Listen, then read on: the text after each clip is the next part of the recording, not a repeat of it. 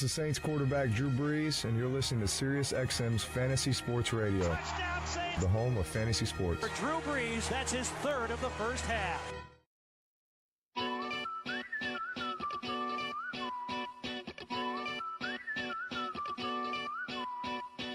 Do you smell it? You feel it? It's the sweet presence of victory. And Fantasy Alarm is working round the clock to bring you to that place on SiriusXM Fantasy Sports Radio. All right, welcome back in, everybody. Fantasy Alarm Show here. Howard Bender, Jim Bowden. Got Justin Fensterman and Ani Sridhar on the other side of the glass here. It gives me great pleasure to bring in our next guest today.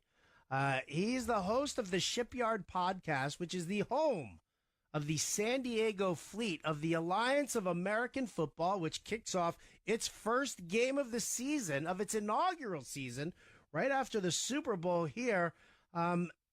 And I got to tell you, for everything that you want to talk about for the AAF, this is a guy who's going to get you super pumped for it. His name is Joe Van Dalsum.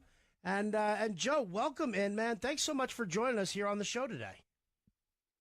Hey, holy smokes, Howard Bender and Jim Bowden. I am extremely excited to be talking to you guys. I have been listening for years, and here I am talking on international space radio. I could not be more excited. I think I need to take a deep breath about it. Yeah, you really do, holy smokes. So let's get right to it if you could, because I didn't understand the protector pick draft. So start with the protector pick quarterback draft and kind of explain to our listeners exactly what that meant. So the protector pick draft was basically all the players were distributed regionally throughout all the teams because it's a brand new league. They're just spinning up, so regional schools, regional NFL free agents, they get distributed regionally. So what they wanted to ensure by doing the protector pick draft was that everyone had a good shot at the 8 best quarterbacks available starting throughout the league. So they kind of did away with the regional aspect where you had the option to protect one of your guys who's currently on your team or not protect them in hopes to maybe pick up one of the other guys that they saw in the combine and then pick them up for their team instead, if that makes sense.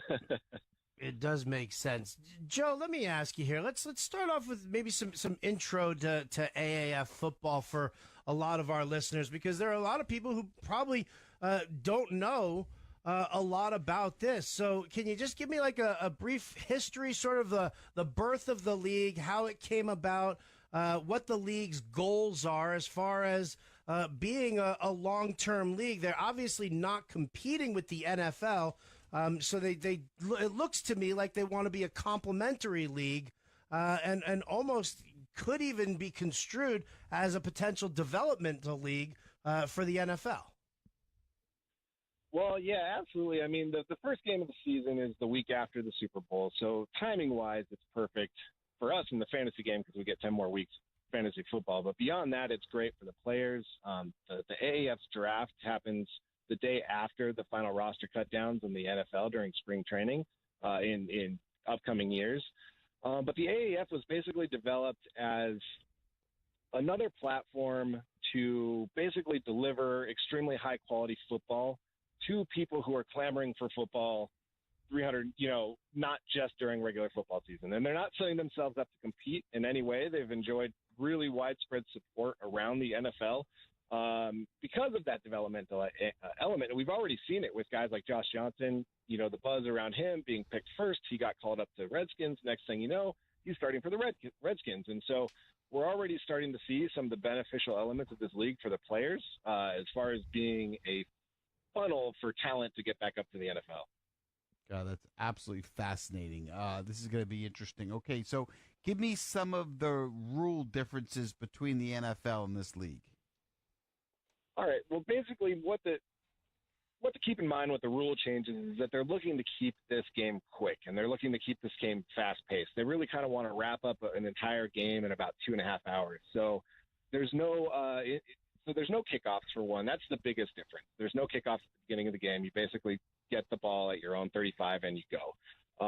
The play clock is not 40 seconds. It's 35 seconds, and there's no extra point kicks as well. So, which is great for fantasy because that just gives us more opportunity for quality points that our guys could be scoring.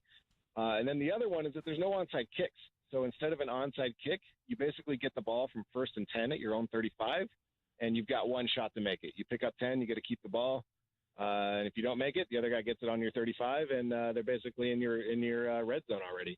And then the other big element, the thing that I love is that there's no TV timeouts, none at all. So that's great. And there's only 2 coaches' challenges for the entire game. So it's not going to be like a big litigation out there on the field. You're going to be actually playing high, fast-paced football and enjoying the game. It's the voice of Joe Van Dalsum. You can follow his work at the Shipyard SD over on Twitter. That's the Shipyard podcast for the San Diego Fleet. So instant replay, is that not a part of the AAF here? Also, another thing that slows down the NFL game? There's no automatic instant replays. There's there's just the 2 coaches challenges. There will be a lot of angles integrated into the new. There's a lot of innovation happening around the broadcast angles and things along those lines. But by and large, I think in this league, it's going to be reintroducing a little bit of that old school football where a catch is a catch and a touchdown's a touchdown, and they're not going to be taking a look at every single little detail in between plays to decide on a call. Okay, so now the game times are interesting because as I'm kind of sifting through this, there's going to be 2 games every Saturday, 2 games every Sunday. In week 1, 2 games on Saturday are both going to be at 8 p.m. same time. Sunday there's going to be at 2 p.m. and a 4 p.m. And as I go through the schedule, the times are kind of skewed. What was the strategy behind the league picking that they wouldn't be, Sunday football, that would be Saturday and Sunday, and how did they come up with the times? The specifics on that, I don't really know, but my guess would be that they would want to try and put more games into primetime watching element so that you can get in on some of the fantasy that they're going to be introducing through their app.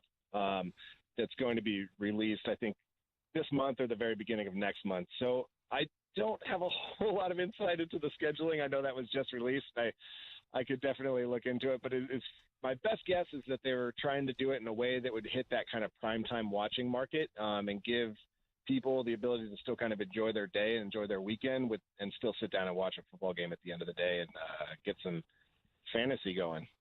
It's the voice of Joe Van Dalsum from the Shipyard podcast, home of the San Diego Fleet. Yeah, let's get to the fantasy aspect here, Joe, because you and I, we got a chance. You had me on your podcast last week. Great time there. Thanks so much. Big shout out to Smithy, your partner, who's not with us today here, but you know what? We'll try and get Smithy on at some point for sure. Now it's only an 8-team league. So one of the things that I look at there when I'm thinking about, fantasy football is obviously the size of the league that we play in. When you're dealing with the NFL, a 12-team league or a 14-team league, that's totally cool there. With an 8-team league here, to me, it kind of looks like you can go one of 2 ways. You can either go with a 6-team league, you and 5 of your buddies, and draft individual quarterbacks, or you could very well go up to an 8-team league, but instead of drafting individual quarterbacks, everybody's just going to draft a team quarterback, so you don't have to worry if there's an injury or anything like that.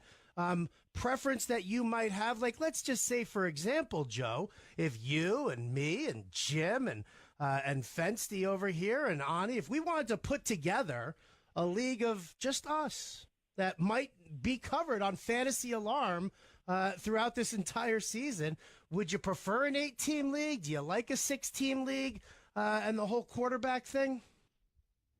I like for the season long, I like the 8-team. I think the more people we can get involved in, I love your concept of just drafting the team's quarterback, or even take it further, maybe draft each team's positions. And that could be another way, because going into this, we know very, very, very little about any of these players at this stage. What the AAF is doing is they're very much focusing on the quality of the football, and the marketing has been just a drip sequence of events. And so, it's tough to get the information on the individual players right now. I have some thoughts on guys who might be breakouts, but I like the idea of drafting a team's position as your guys, at least for until we get established and figure out how to do this a little bit better. I think that could be a really good way to approach this, not just from the quarterback's perspective, but even potentially across the entire positional spectrum, so to speak. All right, since you do the podcast for the San Diego Fleet, and I like the logo, Yes. by the way. I'm a big, my dad was in the Navy, so a big fan of that logo. Go Let's talk Boats! running backs for a minute. You got Terrell Watson, you got Bishop Sankey, and then you got the kid from Rutgers. If you had to take one of the running backs, and Paul James is the running back from Rutgers, if you had to take one of those three running backs with your first pick in the draft from the San Diego Fleet, which one are you going with? Right now, I'm going to go Bishop Sankey. I have had the opportunity to see some of the tape from him coming out of film or out of camp, and he looks really, really, really good. I know he was kind of a bust, so to speak. I don't want to say it in those words, but in the NFL. But in what I've seen from his workouts and his tape from camp, he looks fast and he looks very, very strong. There was a highlight that came out of him, and he almost completely wrecked one of the coaches' seasons in the drills by taking him out. So he looks ready to go. I'm really looking forward to seeing Bishop get out there. I think his knee is fully recovered from when he injured it, and that's who I would take. If I was forced to pick one of the three, I would take Bishop. The voice of Joe Van Dalsum from the Shipyard podcast, home of the San Diego Fleet of the Alliance of American Football. Let me ask you, Joe, look into another team, obviously, that's going through some coaching issues right now, the Atlanta Legends. They lost their, was it Gilchrist, their head coach? Brad Childress, yeah. Oh, Childress. Yeah, it was Childress who went, who left for personal reasons. But then right afterwards, Michael Vick, who was the offensive coordinator for that team, he ended up leaving as well. As far as stability goes. That was, sorry to interrupt, but that was actually, so there was a report that came out that Vic was going to leave, and that actually ended up being incorrect. Vic, as I understand it right now, is still with the Atlanta Legends. Beautiful. Okay. Yeah, so happy to see that. He's going to be an offensive coordinator. I don't know what really qualifications Vic has as an offensive coordinator right now, so I'm actually kind of really looking forward to playing the Legends just to see what kind of craziness Vic, brings out.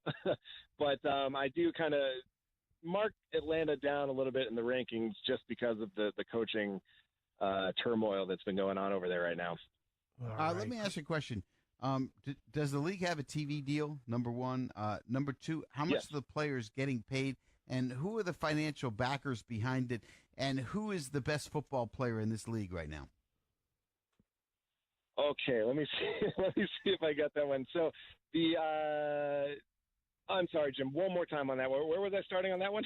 Well, is there a TV deal? How much are the players TV getting deal, paid? Yes. So CBS is going to be broadcasting the first game on regular old CBS on Saturday. That'll be the Fleet versus the Commanders.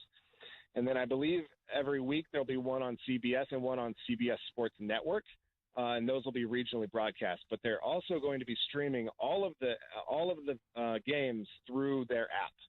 So, and that's free. You don't have to pay for that. So the app will be streaming. I've also heard that they'll be streaming them on YouTube Live as well. So there'll be a lot of ways to be watching the game. That's going to be interesting. Who's the best player in the league, and how much are the guys getting paid, and who are the financial backers of the league? Like, are we okay financially? So as I understand it, the league is fully funded through 3 years, come hell or high water. If there's no ratings and this thing tanks this year, it doesn't matter. They're doing it for 2 more years, and they're going to learn from their mistakes. So from a financial backing, I don't know specifically who the backers are, but I do know that they're good to go through 3 years for sure. And the best player in the league right now, I'm going to kind of go with a little bit of I'm leaning Luis Perez of the Iron, quarterback over there. He's looked really, really good.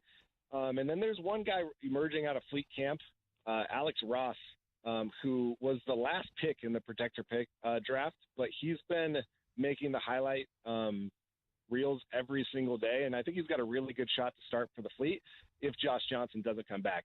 If Josh Johnson comes back, then I think Josh Johnson's got to be mentioned up there amongst the top players in the league right now. All right, the voice of Joe Van Dalsum from the Shipyard podcast, home of the San Diego Fleet. Guys, this is Fantasy Alarm on SiriusXM Fantasy Sports Radio. Welcome to the Final 15, presented by Geico. Geico, 15 minutes could save you 15% or more on car insurance. The Final 15, Joe, I'm putting you on the spot. San Diego Fleet, what record do they finish up with, and do they win the championship this year?